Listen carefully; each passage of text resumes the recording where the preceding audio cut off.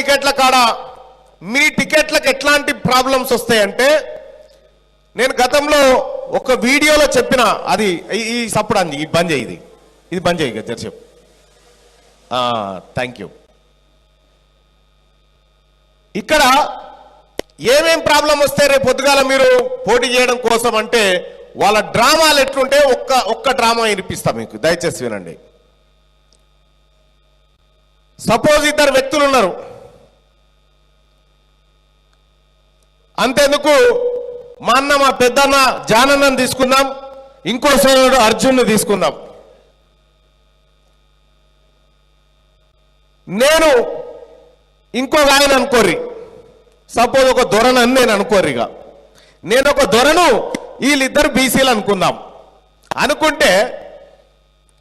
ఆ ఊర్లో సర్పంచ్ ఎలక్షన్ వచ్చినాయి సర్పంచ్ ఎలక్షన్ రాగానే అప్పటికే జానయ్య గారు అనుకుంటాడు ఈసారి ఎట్టి పరిస్థితుల్లో నేను పోటీ చేయాలి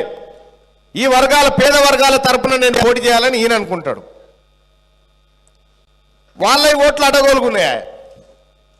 అప్పుడు అర్జున్ ఏమనుకుంటాడు ఈసారి నేను కూడా పోటీ చేయాలి ఎట్టి పరిస్థితిలో నేను కూడా ఎన్నికల్లో నిలబడాలని అర్జున్ అనుకుంటాడు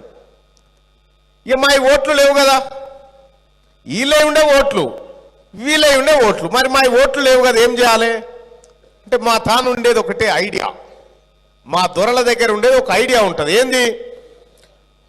ఒక్కసారి జానయ్య గారిని ఇంకో నేనున్నాను అంటాడు దొరవారు చెప్పిండు కదా ఇంకా నాకేం ఎదురుంది దొరగారే చెప్పే దూసుకపో అని మరి దొరగారి దగ్గర ఎన్నో నీకు చెప్పి తర్వాత ఈయనను పిలుస్తాడు నిన్ను పంపించినాక పిలిచి నాకేమో నిన్ను చేయాలని ఉంది వాడేమో ఇంటలేడు ఈ మాట చెప్తాడు నాకేమో నిన్ను చేయాలని ఉంది సర్పంచ్ని కానీ జానే ఇంటలేడని అర్జున్ చెప్తాడు ఈయనను దూసుకపో అని చెప్తాడు అప్పుడు ఏమవుతుంది అప్పటిదాకా కలిసినప్పుడల్లా హలో హలో అనుకున్నటువంటి వీళ్ళిద్దరు అమ్మ నువ్వు ఇంతకున్నావు బిడ్డ నేను దొరవారు నన్ను చేస్తా అంటే నువ్వు ఉరుకుతా ఉన్నావు జనంలోకి అని అర్జున్ మీద కక్ష పెంచుకుంటాడు మళ్ళొకసారి మళ్ళా జానయ్య గారిని పిలిచి ఛాయ్ తాగిపిస్తాడు ఏం సంగతి ఎట్లా నడుస్తుందంటే అర్జున్ ఎటో చూస్తుండు నన్ను జానయ్య చెప్తాడు ఇంటలేడు అర్జున్ అని మళ్ళా ఈయనకి చెప్తాడు అమ్మ నువ్వు ఇంత సంగతి అవన్న సంగతి చెప్తా వారికెట్టు నాకెట్టు ఒకటే కదా కల్వ పంచాయతీ ఎట్లా ఉంది కదా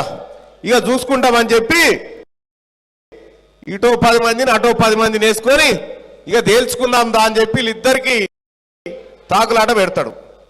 పెట్టిన తర్వాత సర్పంచ్ నోటిఫికేషన్ వస్తుంది రాగానే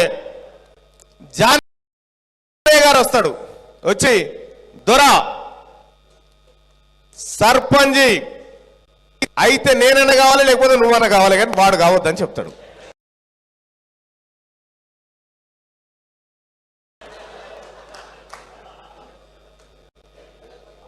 జానయ్య సర్పంచ్ చెప్తాడగా అయితే నువ్వన్నా కావాలి కానీ వాడు ఎట్టి పరిస్థితిలో కాకూడదు అని చెప్తాడు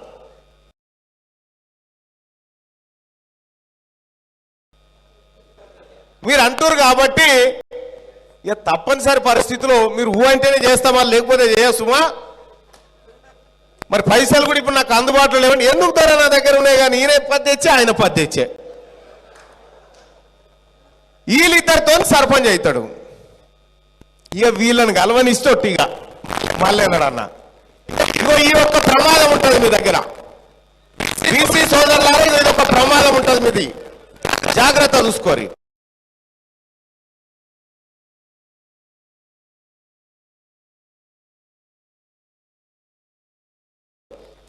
ఎప్పుడైతే నువ్వు అడుక్కోవడానికి పోతావో అప్పటి నుంచి నీ పతనం స్టార్ట్ అవుతుంది తీరుకోవడానికి పోయినప్పటి నుంచి నీ పతనం ప్రారంభం అవుతుంది అడుక్కున్నాడు ఎక్కడిది నువ్వు కృషి చేసుకొని మంచిగా కచ్చీరు కాడ కూర్చొని ఓట్లు మాయే సీట్లు మాయే కదరా మేమెందుకు అడుక్కుంటామని కూర్చుంటే అప్పుడు దొరవారు నీ దగ్గరకు వస్తాడు లేకపోతే నువ్వు దొరవారి దగ్గర ఓడు స్టార్ట్ చేసినావు అనుకో నీ పని కథం ఇగో ఇదే కథ అవుతుంది ఇప్పటి లెక్క నేను ఇది 2017లోనో ఏమో ఒక వీడియో తీసి పెట్టినా ఇట్లుంటది బీసీల కథ ఇట్లుంటది అని చెప్పి బాతాల పోసెట్టాను ఒక వీడియో తీసి పెట్టినప్పట్లో ఇట్లా ఉంటది పరిస్థితి అని. ఇగో ఇటువంటి ప్రమాదాలు వస్తాయి.